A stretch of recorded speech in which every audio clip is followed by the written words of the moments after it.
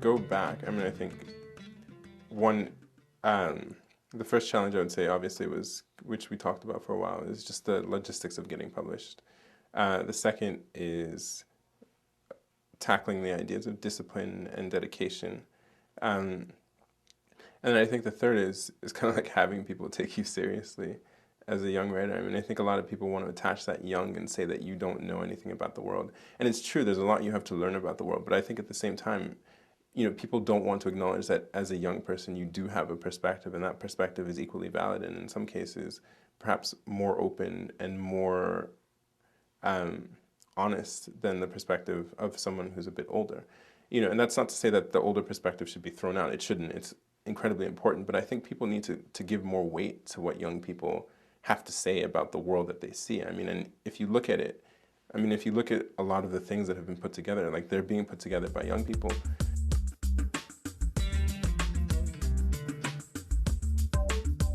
I'd say number one, don't worry about getting published, just write. Number two, just write. Three is make sure you read. Like, I think that's another thing that happens a lot is people just think, oh, let's just write.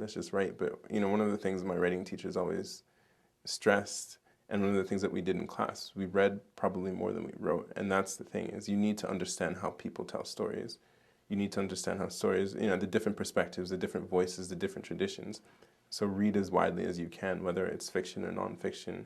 I mean, just read, because through that you'll begin to understand how to craft your own story and how to put things together. I don't think that that's necessarily stressed enough, but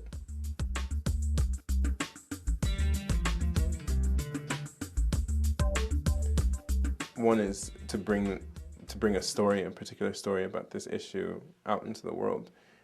Child soldiers in general and child soldiers in Africa have been written about to varying levels of exposure. I mean, like, that I got as much exposure as I did, again, there are a number of factors involved in that, but I hope the book, because it's had that much exposure, has been able to speak to people about the situation and get people thinking about the situation, and not just in terms of, oh, what can I do, but how to understand emotionally this sort of situation. And that really, for me, was what writing the book was about.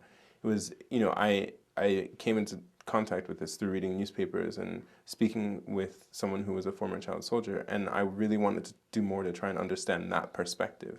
Additionally, I think the idea is just to show, again, it's like, in terms of certain voices, like, look, you don't have to be an expert. You don't have to, because I'm certainly not an expert in mental health issues or child soldiers or conflict.